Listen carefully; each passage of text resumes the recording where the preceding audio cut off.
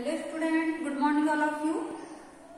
हम पढ़ रहे थे चैप्टर नंबर 7 सच्चा तीर्थ यात्री कहानी लियो टॉलस्टॉय की, जिसके अंतर्गत हम आज पढ़ेंगे मेरी बारी 5-6, है ना। ये हम आपको समझाएंगे भी और उसके बाद आपको उसको बुक में क्या करना है, भरना है ना। वो आपको होमवर्क में करना पड़ेगा। देखिए, जो आपकी सेकंड बुक है मेरी बारी, उसमें आपको पेज नंबर 25 निकालना है। 25 में देखिए, मेरी बारी 5 में दी गई लघु कथा को पढ़कर इसका एक शीर्षक सुझाइए, है ना, यानी इसका शीर्षक बताना है। साथ ही लघु कथा में शामिल तत्व ढूंढकर लिखिए, उनमें कौन कौन से तत्व हैं वो आपको बताना है। तो देखिए, एक व्यापारी था, एक कहानी सुनना है आपको, लघु कथा।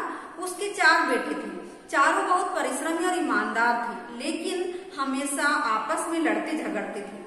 कभी कभी उन चारों भाइयों में इतनी अधिक लड़ाई हो जाती थी कि वे कई दिनों तक आपस में बात भी नहीं करते थे। यह देखकर व्यापारी बहुत ही परेशान रहता था। धीरे धीरे समय बीतता गया, व्यापारी की चिंता बढ़ने लगी। व्यापारी ने इस समस्या को दूर करने के लिए कई उपाय सोचे, मगर वह हर बार असफल रहा। एक बार व्यापारी को एक उपाय सूझा। उसने लकड़ियों का गट्ठर मंगवाया और उसे स्वयं तोड़ने लगा। चारों बेटे किसी बात पर आपस में लड़ रहे थे। जब उन्होंने यह देखा तो अपने पिताजी से पूछा, पिताजी आप क्या कर रहे हैं? व्यापारी ने उत्तर दिया, घर के काम में इन लकड़ियों की आवश्यकता है, इसलिए इन्हें तोड़ने का प्रयास कर रहा हूँ। लगता है इन बूढ़े हाथों में अब जान नहीं बची। बड़े बेटे ने जोश में आकर कहा, इतने छोटे से काम के लिए परेशान होने की आवश्यकता नहीं है, मैं इसे अभी तोड़ देता हूँ। लेकिन बहुत अधिक प्रयास करने पर भी वह उसे तोड़ नहीं पाया। धीरे धीरे बाकी भाइयों ने भी लकड़ियों की उस गट्ठर को तोड़ने का प्रयास किया, मगर सभी असफल रहे। व्यापारी ने कहा कि कोई बात नहीं, अब तुम सभी एक एक लकड़ी को पकड़ो और उसे तोड़ने का प्रयास करो। सभी ने एक ही झटके में अपनी अपनी लकड़ी तोड़ दी। तभी व्यापारी ने समझाया, देखो बच्चों, जब मैंने तुम सभी को लकड़ियों के गट्ठर को तोड़ने के लिए कहा तो कोई भी उसे तोड़ नहीं पाया, मगर जैसे ही मैंने केवल एक लकड़ी तोड़ने को दी तो सभी ने उसे झट से तोड़ दिया। इसी तरह से जब तक तुम लोग मिलजुल कर रहोगे तब तक तुम्हें कोई नुकसान नहीं पहुंचा सकता।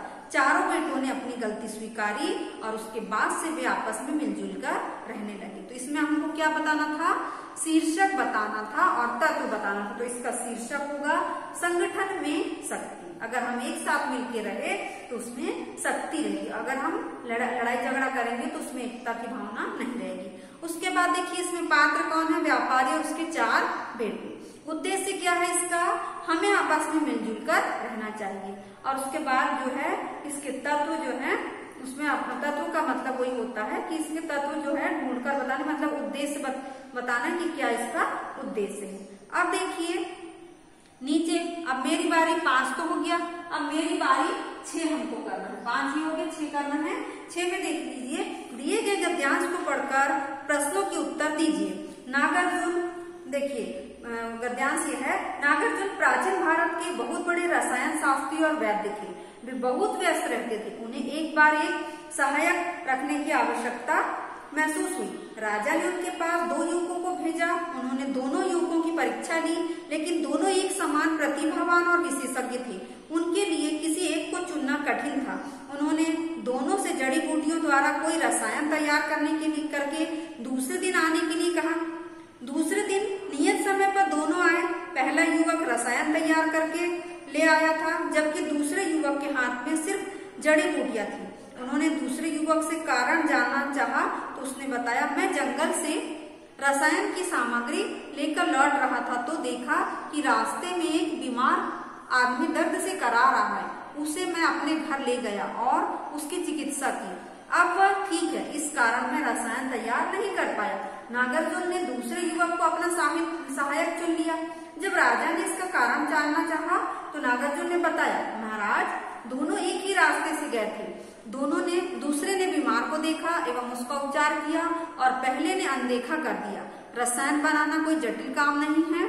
मुझे तो यह जानना था कि दोनों में कौन जीव सेवा में समर्थ है। बीमार व्यक्ति दवा से अधिक वैद्य के स्नेह और सेवा भावना से ठीक होता है। जीव सेवा ही सच्ची सेवा है। तो यहाँ पर फर्स्ट जो क्वेश्चन है उसमें क्या है, नागार्जुन कौन थे?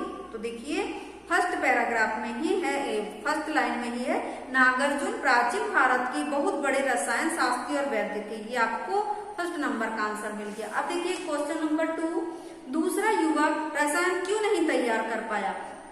तो इसका आंसर है यहीं पे देखिए 25 नंबर के पेज में, मैं जंगल से, पलट लीजिए पेज, रसायन की सामग्री लेकर लौट रहा था तो देखा कि रास्ते में एक बीमार आदमी दर्द से करा रहा है। उसे मैं अपने घर ले गया और उसकी चिकित्सा की। अब वह ठीक है, इस कारण मैं रसायन तैयार नहीं कर पाया। ये हो गया सेकंड क्वेश्चन का आंसर। अब थर्ड क्वेश्चन, नागार्जुन ने किसको अपना सहायक चुना? तो आंसर देखिए इसे 26 नंबर के पेज में तीसरी लाइन में देखिए, नागार्जुन ने दूसरे युवक को अपना सहायक चुना, है ना। फिर अगला क्वेश्चन है, राजा को नागार्जुन ने क्या बताया, है ना। तो इसका देखिए फोर्थ आंसर उन्होंने बताया उसी के नीचे वाली लाइन में, नागार्जुन ने बताया, महाराज दोनों एक ही रास्ते से गए थे, दूसरे ने बीमार को देखा एवं उसका उपचार किया और पहले ने अनदेखा कर दिया, है ना। ये हो गया। उसके बाद देखिए इस कहानी से हमें क्या शिक्षा मिलती है? तो इस कहानी से हमें शिक्षा मिलती है कि जीव सेवा ही सच्ची सेवा है। तो आज जो है ये आपका चैप्टर यहाँ पर खत्म हो गया है।